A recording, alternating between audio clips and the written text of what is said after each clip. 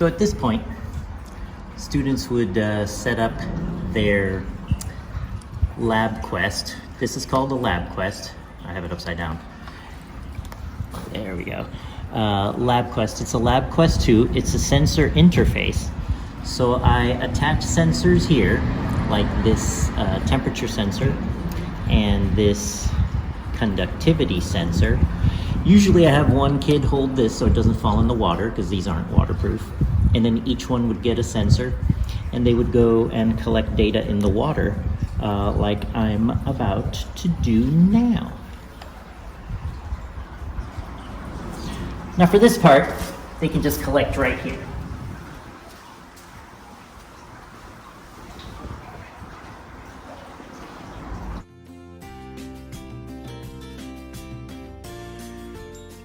And there we go. Usually you have to swirl these so they can get a good reading. It needs water to flow through the sensor electrode. And right here, I know you can't see, but it's collecting data.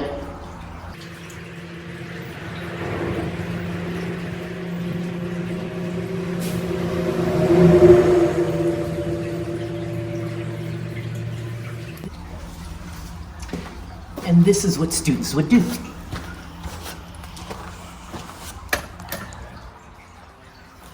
So at this point, we've got a graph here with the data that was collected. So I usually have students select the data that doesn't have spikes or anything that looks like, oops, I might have pulled it out of the water or made a mistake. And then we're going to analyze the statistics, because that's really what I want right now, is a minimum, maximum, and a mean. So I just analyzed the statistics for conductivity, and I'm going to do it for temperature. And let's see, for conductivity, we got an average of 91.7 parts per million, or ppm.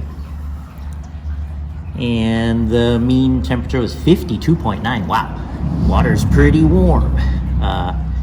Usually not that warm, as kids will see when they look at the temperature variation over the past 16, 17 years. But now I'm going to save this, and we're going to call it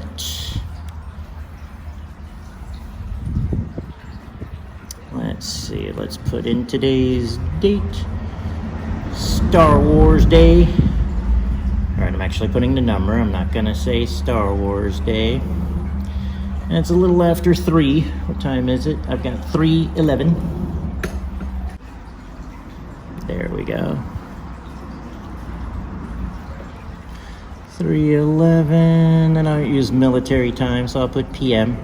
And I'll put conductivity and temp. Done. Save. There. So that's our first bit of data. So I just placed the pH and one of my 2 dissolved oxygen sensors into the lab quest. Remember, that's the interface that collects the data from the electrodes. And I'm going to check out the pH and the dissolved oxygen of the water. These both have to be swirled to get a good reading.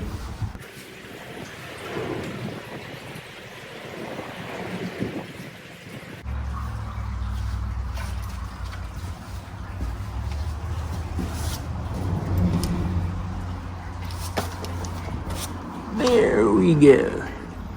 So now I've got some data to analyze and save there. And I'm going to do that just like I did in the last, for the last 2. No need to record that. You don't have to watch that again.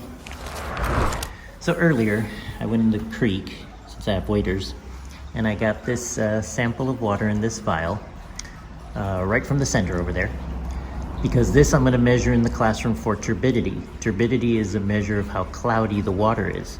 And I mean, we can see that this is very clear water. It just has a tint of like brownish yellow.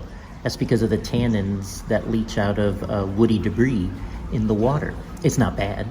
As a matter of fact, the fish are thriving in it.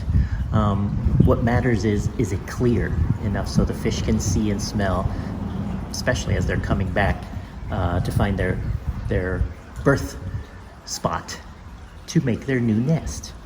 Right now, of course, we've got fish migrating out for Survive the Sound, so that's exciting. I have a second dissolved oxygen probe, a more expensive one that we were able to get with extra grant money, just to make sure, another dissolved oxygen, very similar, that the data we got from the last one isn't wrong. I like to have multiple teams do the same probes, just so that we can check and make sure no one team is way off. We error check as much as we can.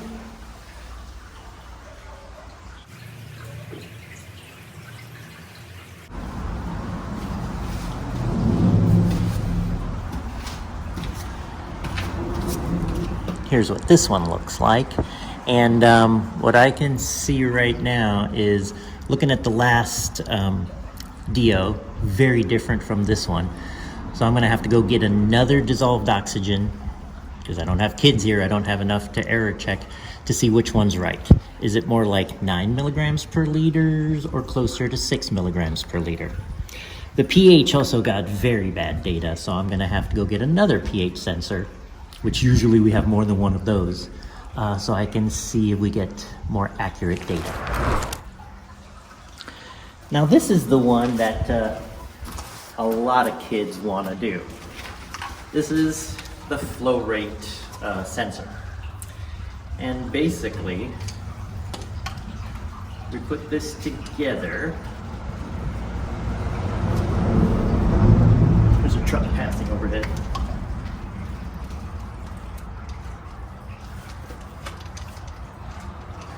So we put this together so this propeller could go into the water, and by how fast it turns, it'll tell the speed of the water. And then we can do the math by multiplying the speed by the volume to figure out how much water is flowing through here every second or every minute.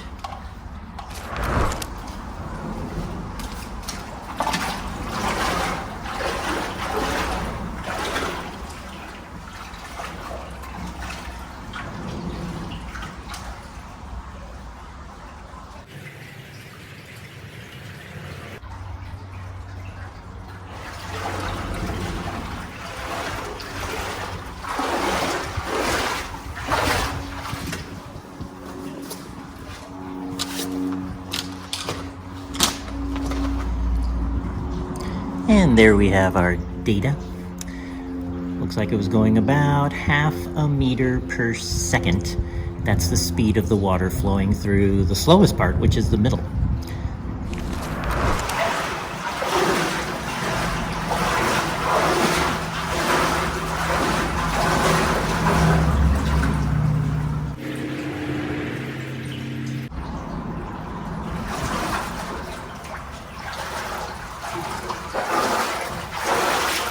So right here, it's the widest point of the creek where we test every year.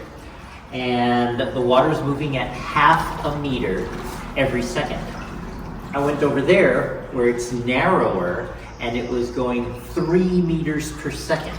So that's 6 times as fast. But as it widens, there's more volume and the water slows down. But we still get an accurate flow by multiplying by the correct volume, which I get that by getting the width, which is 28 feet, and the depth. Multiply the width times the depth, which is about 1 foot. And then multiply that by the flow rate, and that's how we get, or multiply that by the speed, and that's how we get flow. So back in class, I'm going to do turbidity here. I usually have kids do it down at the creek because it's more exciting than just collecting water in a vial and then waiting for everyone else to be done. So I'm going to plug in the turbidity sensor and make sure it says turbidity in the right channel, and I've got the right units, NTUs. And I'm going to put the vial in,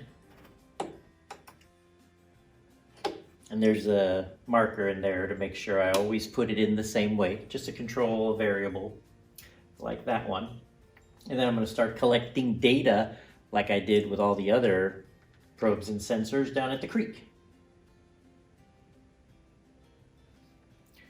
So we'll let that run and collect data. And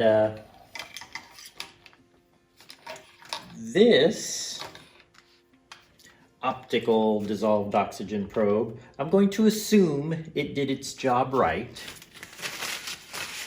And I'm going to get a different dissolved oxygen and a different pH because the data was just way off. It's not what it should have been or what it normally is. And I've done this enough years to know what it should be. And the pH. So this one is the pH and the dissolved oxygen that I have to redo. I'm gonna empty the solution. That was the solution. I had to use dissolved oxygen solution, so the electrode is soaked in it before the water goes through so that it can tell the correct dissolved oxygen. But clearly it did not do it. And then the pH one, I don't know why it didn't work. Probably just needs to be recalibrated. But I'm going to stop the turbidity sensor, and it's got a real low NTU number, meaning the water is very clear, which is what we observed, but now we have data to back up what we observed. So I'm going to run the statistics, and the average was 16.6 NTUs. And I'm going to save that one. So I'm going to try a different dissolved oxygen sensor, see if that works better. I'm going to take this protective cap off.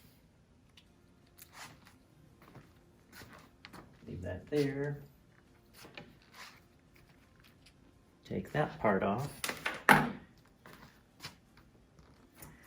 this is what this dissolved oxygen group would do, is prepare with the dissolved oxygen solution so that the sensor can collect accurate dissolved oxygen data on the creek water.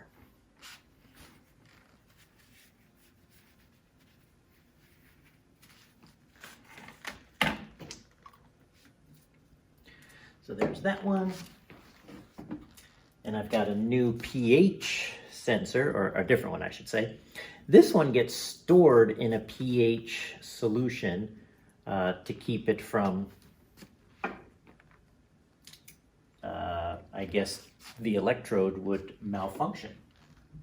So I'm going to try this one, see if the data we collect is any better. And I'll replace that with some new solution. So let's go try these at the creek, see if they work better.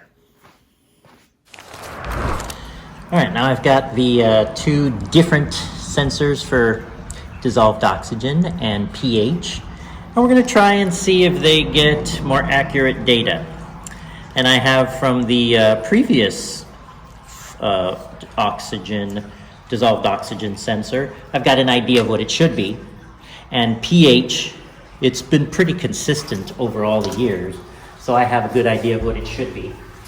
Let's see if this one works better.